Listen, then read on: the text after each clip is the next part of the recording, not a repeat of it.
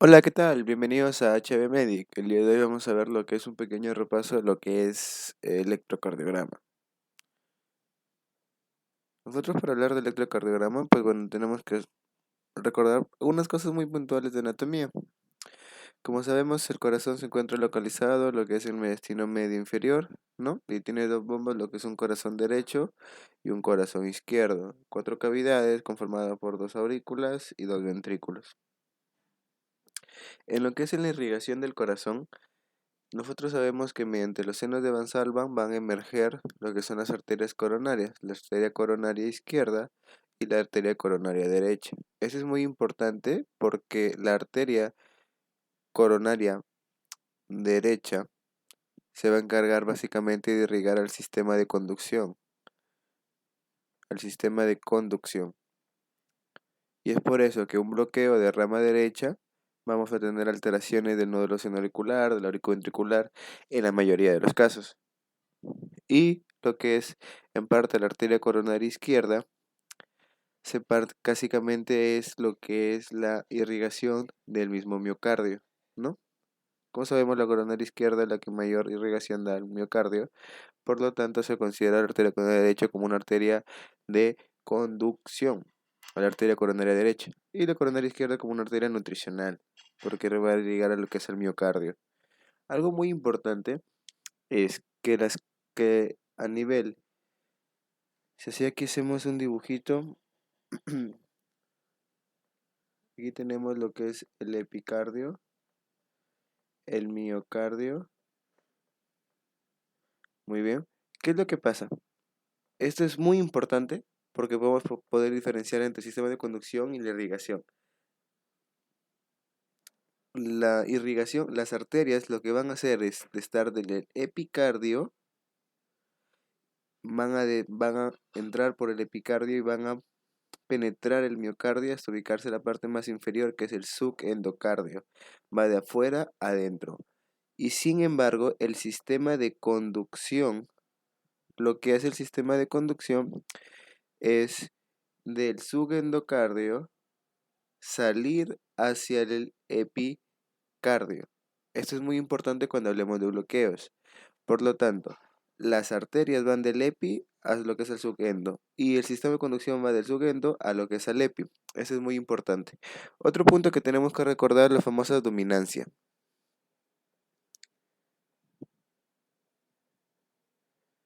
La famosa dominancia. Esta dominancia, ¿qué es lo que nos quiere decir? Vamos a encontrar nosotros lo que es dominancia derecha y dominancia izquierda. ¿Qué es lo que quiere decir? Que de la coronaria derecha, ¿no? Se va a ir por la parte posterior del corazón y va a dar una rama, lo que es la descendente posterior o también denominada la arteria interventricular posterior. Esta descendente posterior, el 95% de los casos es rama de la coronaria derecha. Y cuando es rama de la coronaria derecha, la descendente posterior se le denomina dominancia derecha, porque un 5% de los casos, la coronaria derecha es rama de la descendente posterior, perdón, es rama de la coronaria izquierda. Y en estos casos se denomina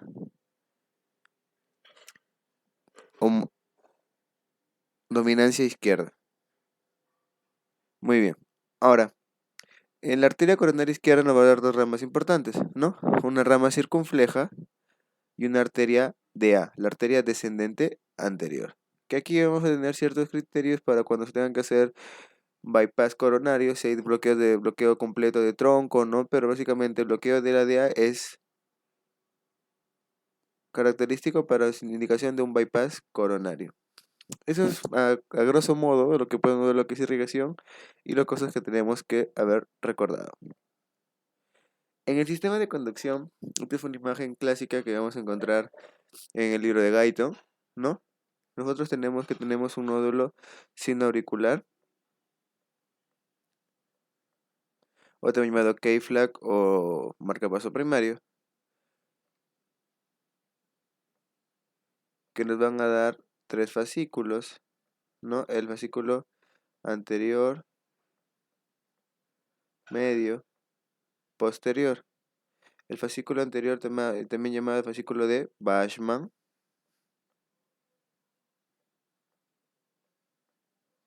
Fascículo de Bashman. El medio de Weichenbach. El de Weichenbach. Y el posterior o fascículo de Thorel. Fascículos internodales, ¿no? Luego van a confluir y se van a llegar a lo que es el nódulo auriculoventricular. Nódulo AB. Nódulo auriculoventricular, también llamado marcapaso secundario o Ashtawara. Luego posteriormente que nos va a dar lo que es el haz de His o asa auriculoventricular, rama derecha, rama izquierda y aquí no lo que son las famosas fibras de Purkinje. Eso es básicamente lo que es el sistema de conducción. ¿Qué nos quiere decir esta imagen? Que el tiempo que tarda del nódulo sinoauricular a llegar al nódulo auriculoventricular es de 0,03 segundos. El tiempo que demora. En el mismo nódulo auriculoventricular, los fascículos internodales no es que van a penetrar el nódulo auriculoventricular, simplemente lo rodean. Lo rodean y al rodearlo, a este nódulo que es grande, hay un retraso, que ese retraso va a ser de 0,09 segundos. Ese es el segundo retraso. Y hay otro retraso que es, como observamos acá, hay un tejido fibroso auriculoventricular, ¿no? Un anillo fibroso, que como es el anillo fibroso, la conductancia eléctrica va a ser mucho menor. Y aquí ocurre otro retraso. Ocurre un retraso de 0,04 segundos. Y es por eso que el sistema de conducción tiene un retraso sumando todo de 0,16 segundos. Es por los retrasos, ¿no? Muy bien. Ahora, cuando nosotros vemos el electrocardiograma, tenemos diferentes derivadas, pero básicamente lo que nosotros tenemos que recordar es que al momento que vamos a ver un electrocardiograma tenemos que ver ciertas derivadas muy importantes. Pero antes de eso, tenemos que hacer, a ver, vamos a hacerlo aquí. Muy bien. Nosotros tenemos nuestro corazoncito, ¿no? En donde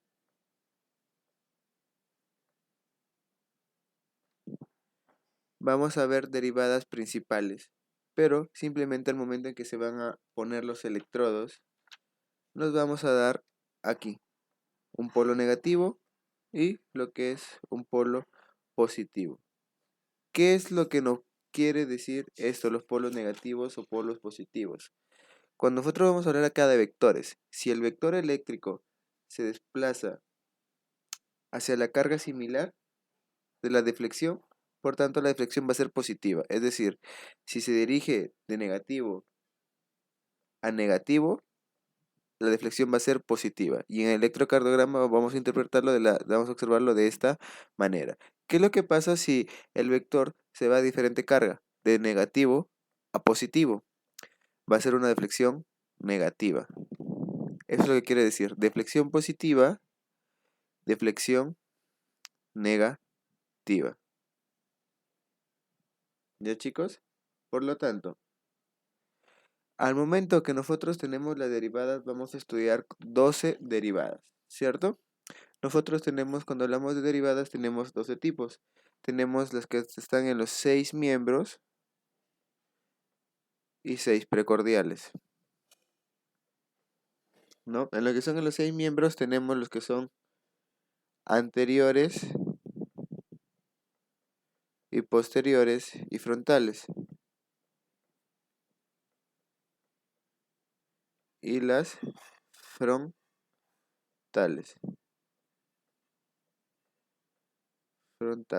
Y las 6 precordiales que nosotros ya sabemos que van a ser desde B1 hasta B6. Desde B1 hasta B6. Muy bien. Ahora, nosotros al momento que se ponen los electrodos vamos a tener las derivadas clásicas, ¿no? El ABR, el ABL y el ABF. ABR va a ser en el brazo derecho, que va a tener un polo positivo. ABL va a ser en el brazo izquierdo, un polo positivo. ABF va a ser en el pie izquierdo, un polo positivo. Que al momento que nosotros lo dibujamos, vamos a tener de la siguiente manera. ABF,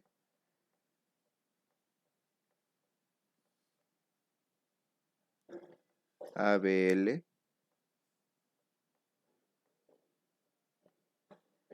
y ABR.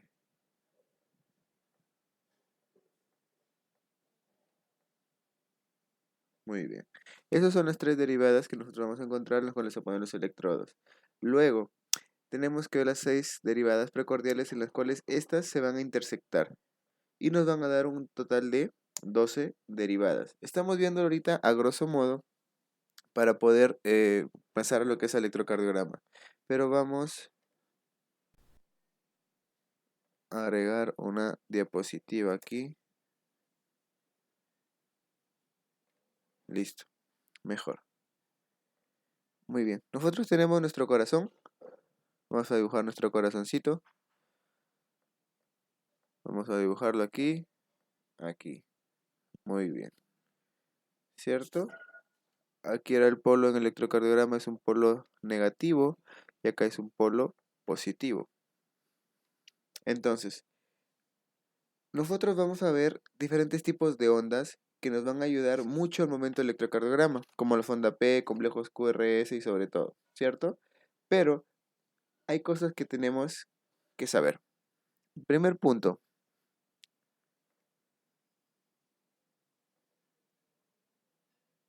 El nódulo sinusal que va a estar aquí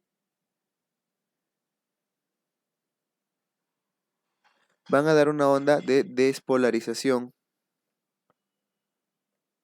hacia este vector. Segundo, el nódulo auriculoventricular. Aquí hay un retrasado de conducción que ya habíamos mencionado anteriormente. Y luego aquí tenemos lo que es el haz de His, ¿cierto? Rama derecha, rama izquierda. Muy bien. Ahora, va a haber despolarización tanto auricular y ventricular, pero lo que me interesa ahora es la despolarización ventricular.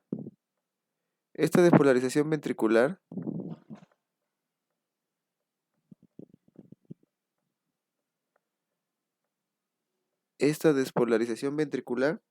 se va a dar en tres estructuras. Se va a dar en el septo, ¿no? En el septum.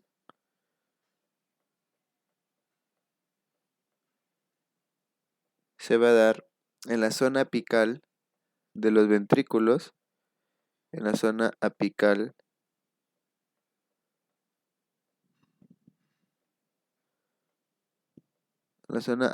de los ventrículos y se va a dar en la zona basal de los ventrículos.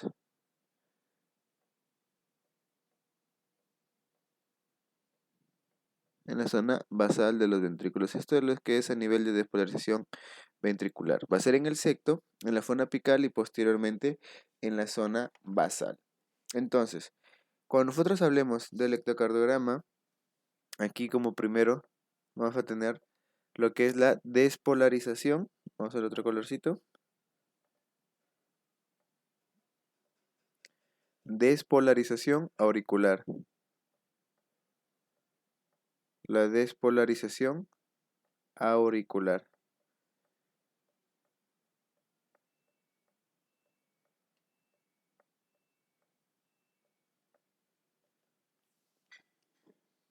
Que como nosotros vemos, vamos a dejarlo en esta flechita, como el vector aquí es positivo de la onda, ¿hacia dónde se dirige? ¿A qué electrodo? Hacia el electrodo positivo. Por lo tanto, en el electrocardiograma va a ser una deflexión. Hablamos cuando es de positivo a positivo, va a ser una deflexión positiva, que sería la onda P. La onda P significa o representa lo que es la despolarización auricular. Vamos al segundo.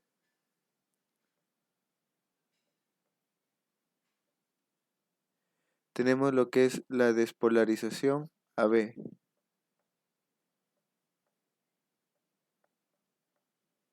La despolarización auriculoventricular, ¿no? Esta despolarización auriculoventricular, ¿qué es lo que pasa? Como va a ser en el tejido fibroso, ¿no? No se va a ver, no se va a reflejar en el EKG, por lo tanto va a ser isoeléctrico. No simplemente va a ser isoeléctrico, no se va a representar en el electrocardiograma. Muy bien. Este es el punto número 2. Vamos al punto número 3. El punto número 3,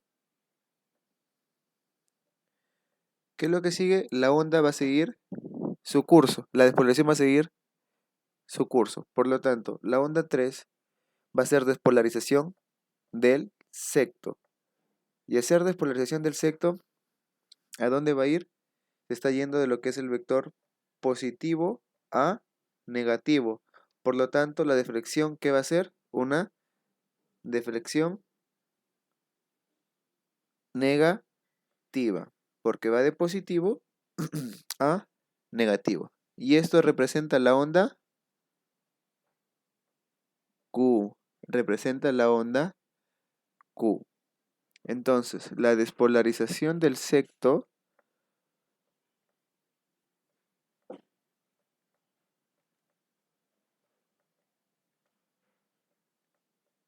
va a ser siempre en lo que es la onda Q. Muy bien. Ahora, vamos al siguiente colorcito. Tenemos el 4. El 4 va a ser lo que es, ya como pasa el secto, va a ser la despolarización apical de los ventrículos y posteriormente, ¿qué seguía la apical? La despolarización basal. Por lo tanto, la número 4 es la despolarización apical de los ventrículos. Y esta despolarización apical de los ventrículos, aquí se va a hacer cargas positivas,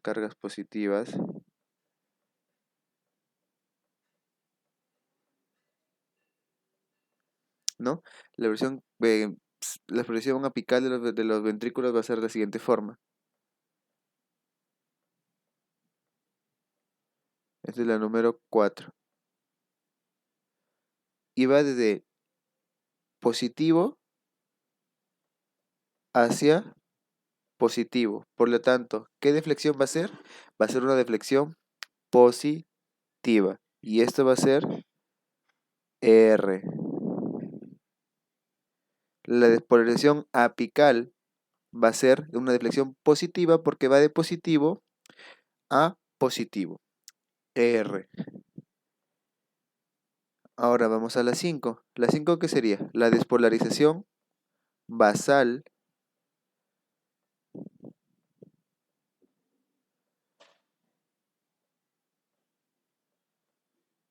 de los ventrículos. Y la despolarización basal de los ventrículos va a ser, ¿dónde está? Aquí está. La despolarización basal de los ventrículos va a ser una deflexión, acá es positiva, ¿hacia dónde se está yendo? La despolarización basal hacia el electrodo negativo, por lo tanto va a ser una deflexión o no negativa. Una deflexión negativa. Y aquí tenemos S. Muy bien. Nosotros vamos a seguir. Vamos a ponerle azul, que no hemos hecho. Luego tenemos que ocurre la despolarización basal. ¿Qué es lo que ocurre? El silencio isoeléctrico. ¿Por qué? Porque todo está despolarizado. Todo está despolarizado. Por lo tanto, va a ser positivo. ¿Y qué se va a interpretar en el electrocardiograma esto? Isoeléctrico. no hay un cambio, simplemente todo está despolarizado. Hay un silencio acá, ¿no? Un silencio isoeléctrico. Ahora tenemos el punto 7, que es después de la despolarización, ¿qué va a seguir? La repolarización ventricular.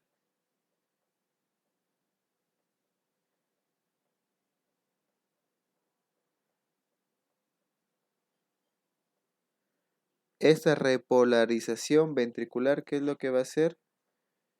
Va a ir de negativo. ¿Hacia qué electrodo se va a estar yendo? Hacia un electrodo negativo. Por lo tanto, ¿qué deflexión sería? Positiva. ¿Por qué? Porque se está yendo al mismo electrodo. De negativo a negativo son los mismos signos. Sería una deflexión positiva. No se olviden, chicos. Y esto sería la denominada onda T.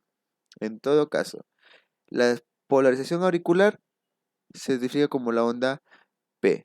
La despolarización auriculoventricular, isoeléctrico. La despolarización del septo como la onda Q. La despolarización apical como la onda R. Y la despolarización basal como la onda S, el complejo QRS. Y la repolarización ventricular se representa como la onda T. La repolarización auricular no se manifiesta en el electrocardiograma, por lo tanto simplemente se considera lo que es la repolarización ventricular, que está dado por la onda T. ¿Ya, chicos? Y ahora, aquí nosotros tenemos que ver en el electrocardiograma, vamos a encontrar estos famosos cuadritos, ¿no? Donde un cuadro, como podrán ver, es 5 cuadrados pequeños, ¿cierto? Y en los cuales aquí va a tener una altura de 10 milivoltios, un cuadrado, dos cuadrados grandes, porque un cuadrado pequeño es de 0,5 milivoltios y cada cuadradito equivale en tiempo a 0,04 segundos. Entonces, ¿por qué es importante esto? Porque vamos a ver contar tiempos en las ondas, porque cada onda tiene un valor aproximado o estimación. Nunca olvidemos que la onda P, ¿no? Su altura siempre va a ser de 2,5 milímetros. Ese es su promedio de la onda P, 2,5 milímetros. ¿Ok, chicos? 2,5 milímetros. Ahora, ¿qué es lo que pasa si es mayor de 2,5 milímetros? Se le va a catalogar como una P pulmonar. Si es mayor de 2,5. Se me fue. Una P pulmonar. ¿Y esta P pulmonar en qué va a ser? Puede ser causado por una insuficiencia cardíaca derecha. Eso es lo que es en altura. Ahora, en anchura, la onda P también tiene 2,5 milímetros. 2,5 milímetros. Es decir, más o menos hasta acá, hasta aquí es una onda P. ¿No? 1 milímetro, 1 milímetro, 1 milímetro, 1 milímetro, cada cuadradito. 2,5 en promedio hasta ahí. ¿No? Porque cada cuadradito vale 1 milímetro. Ahora, si en anchura, esta es altura. Altura. En anchura es mayor de 2,5, igual en anchura, se le considera una P mitral.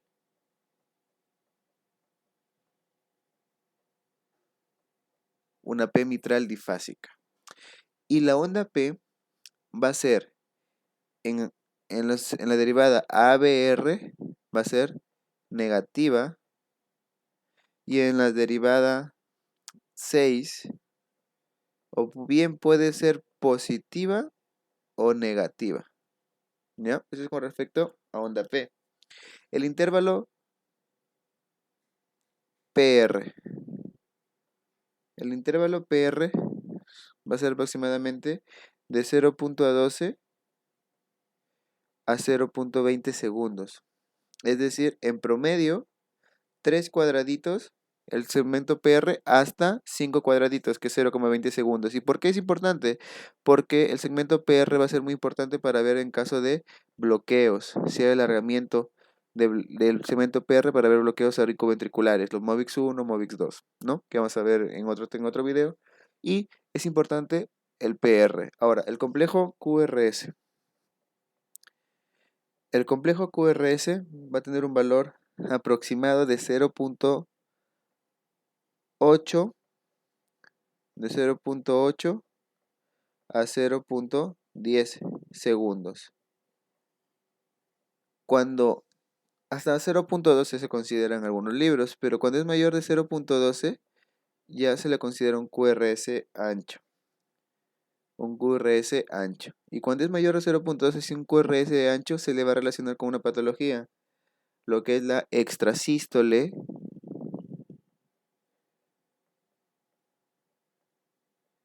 ventricular. Extrasístole ventricular. Extrasístole ventricular. Muy bien. Entonces, como podemos observar aquí, nosotros tenemos la onda P, que tiene que ser de 2.5 milímetros de altura y de anchura en aproximadamente el segmento PR de 0.12 a 0.20, porque si se larga el segmento PR ya estamos hablando nos va a indicar lo que es posiblemente una presencia de bloqueo. El segmento QRS, cuando es mayor de 0.12, se le considera un QRS ancho, por lo tanto nos va a indiciar lo que es una extrasístole ventricular. Y la onda T, que la onda T la podemos dar, como sabemos que se encarga de la repolarización ventricular, la onda T va a ser siempre en ABR va a ser negativa, y en la derivada 6 o bien puede ser negativa o bien puede ser positiva. Recordemos que la derivada 2 siempre se le cataloga como la derivada fisiológica, que es lo característico del electrocardiograma que nosotros estamos viendo acá, la derivada 2. Y siempre en un electrocardiograma, lo más básico que tenemos que saber es la presencia de la onda P, si hay ritmo sinusal. Si no hay onda P, no hay ritmo sinusal, y si no observamos onda P, ya estamos diciendo, bueno, este KG no es normal, algo más tiene. Pues lo primero, cuando recién comenzamos el electrocardiograma, es onda P, para ver si hay ritmo sinusal. Muy bien. Y bueno, este es a grosso modo para saber diferenciar lo que es el cálculo de frecuencia cardíaca, ¿no? Que tenemos que va a ser básicamente contar de segmento R, de onda R a R. Por ejemplo, R, R, las distancias entre las dos ondas R de dos latidos consecutivos, ¿no? Por ejemplo, si tenemos una onda R, contamos de 300, y la segunda onda R que coincida en el papel milimetrado, o sea, aquí, y así coincide, la segunda sería 150, luego 100 y así sucesivamente. Pero acá falta un dato. Si es 43, falta uno. También es 37. Entonces, supongamos, tengamos un electrocardiograma. Tenemos un electrocardiograma, el acá. El primero, el espacio que hay entre dos ondas R, que coincidan aquí, con el papel milimetrado. Entonces, nosotros vamos a contar 300 porque aquí hay más cuadraditos, ¿no? Aquí hay más cuadraditos.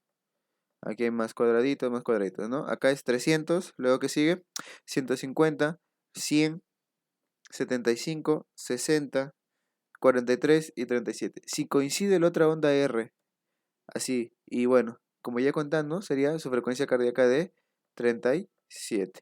Otro ejemplo, aquí tenemos onda R. Supongamos, coincide aquí, sería 300 a 150 a 100. Una frecuencia cardíaca de 100. Otro ejemplo, tenemos aquí la primera onda R y aquí la segunda onda R que coincide con el papel milimetrado. Siempre tiene que coincidir con el papel milimetrado. Entonces, supongamos, si acá sería 300, acá hay una línea, ¿no? De papel milimetrado, sería 150. La otra línea sería 100. La otra línea sería 75. Y aquí coincide. Luego sería 75 sería a 60 latidos por minuto aproximadamente. Bueno chicos, si les gustó este repaso introductorio del electrocardiograma, una manito arriba, suscríbanse, estaré subiendo videos constantemente y nos vemos hasta la próxima. Chao.